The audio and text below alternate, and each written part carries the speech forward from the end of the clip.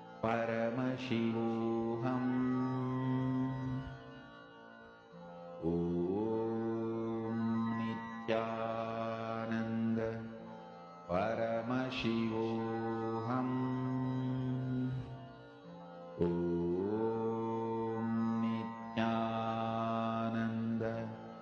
Paramashivoham.